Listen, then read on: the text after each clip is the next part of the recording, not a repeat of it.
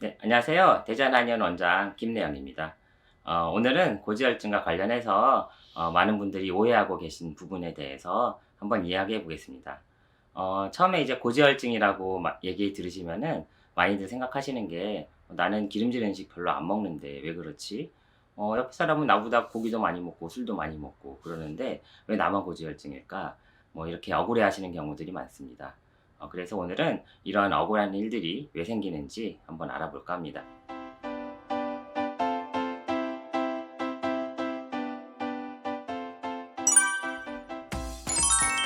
우리가 콜레스테롤 수치가 높네요 라고 이야기할 때 뜻하는 것은 LDL 콜레스테롤을 이야기합니다.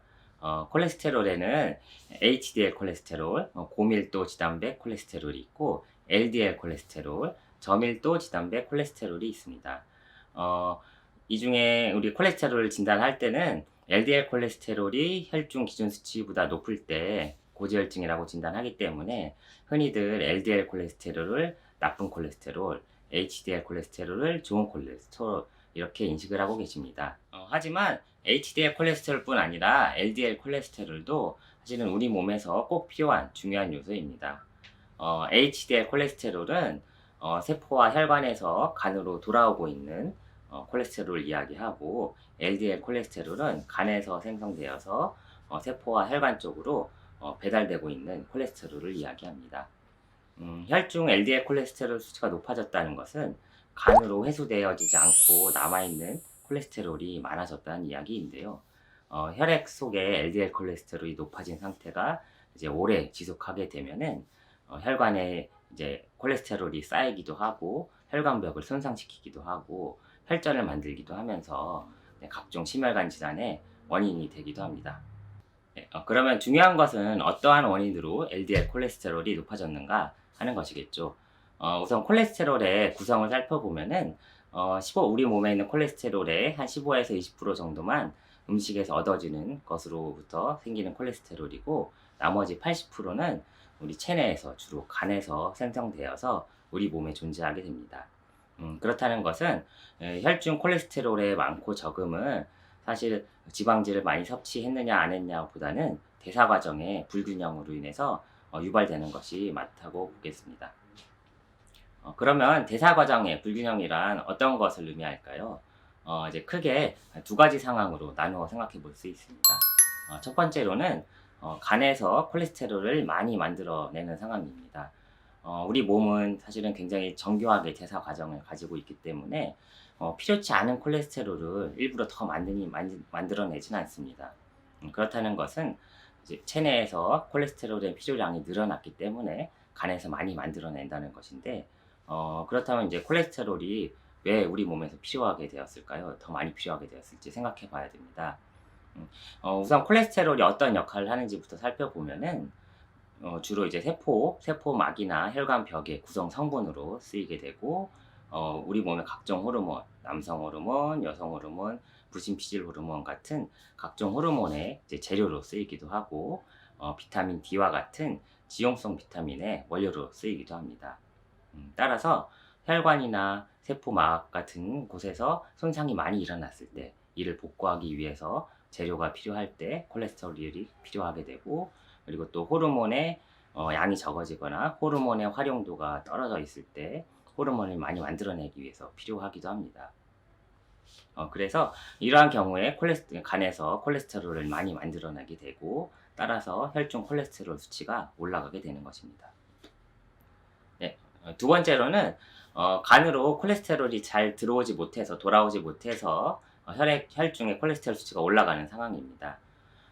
우리 체내에 사용되는 콜레스테롤은 간으로 다시 돌아와서 다시 재활용되기도 하고 일부는 또 담즙의 행성으로 쓰이기도 합니다. 그런데 간의 기능이 떨어져 있거나 뭐 지방간으로 인해서 간에 지방들이 많이 쌓이게 되면은 간의 이런 콜레스테롤의 회수 능력이 떨어지게 됩니다. 그렇게 되면은 자연스럽게 혈중 콜레스테롤 수치는 또 올라가게 되는 것이죠. 또 한 가지 이제 원인으로는 혈액순환의 문제를 들 수 있습니다. 콜레스테롤은 이 혈액을 통해서 이제 운반되어지기 때문에 혈액순환이 느려지게 됐을 때 뭐 운동 부족이라든지 만성 피로 같은 상황이 생겨서 혈액순환이 느려지게 되면 콜레스테롤의 회수 자체가 느려지게 되고 따라서 이런 혈중 콜레스테롤 수치가 올라가게 되는 것입니다.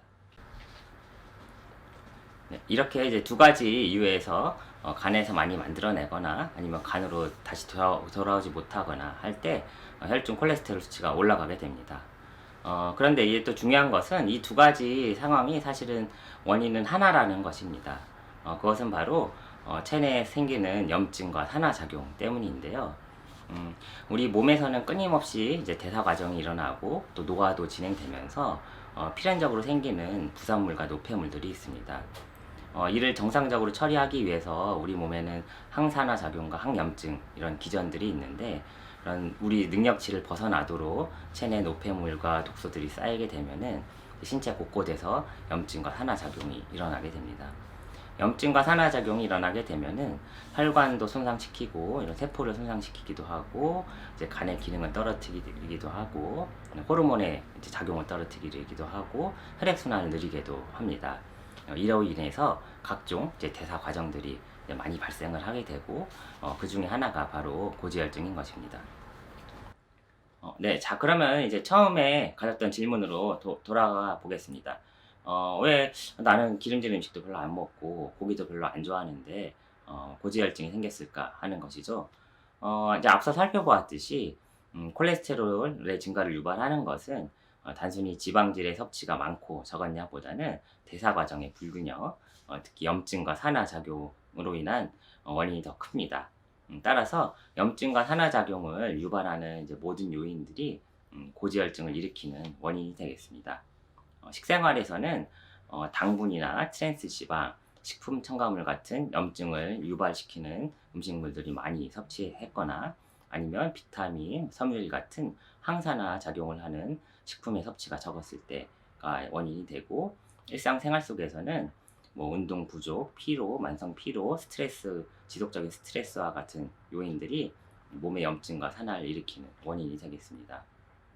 그래서 이제 고지혈증이라고 진단받게 되었다면 약만 먹으면 되겠지라고 생각하지 마시고 나의 생활 전체를 점검해 봐야 합니다. 약만 먹고 고지혈증을 유발했던 이런 생활 습관의 개선이 안 된다면은 혈중 콜레스테롤 수치는 낮아지겠지만은 신체 곳곳에서 염증과 산화작용들은 계속 일어날 것이고 이러한 상황이 지속된다면은 혈압, 당뇨, 관절염, 심지어는 암으로까지 이어질 수 있습니다. 네, 치료적으로는 적절한 해독 치료와 단식요법이 체내의 염증과 산화작용을 치료해주기도 하고 예방해주는 효과가 있습니다. 우리가 공복 상태가 보통 16시간 이상 지속되면은 저장되어 있던 당분들이 모두 소모가 되는데요.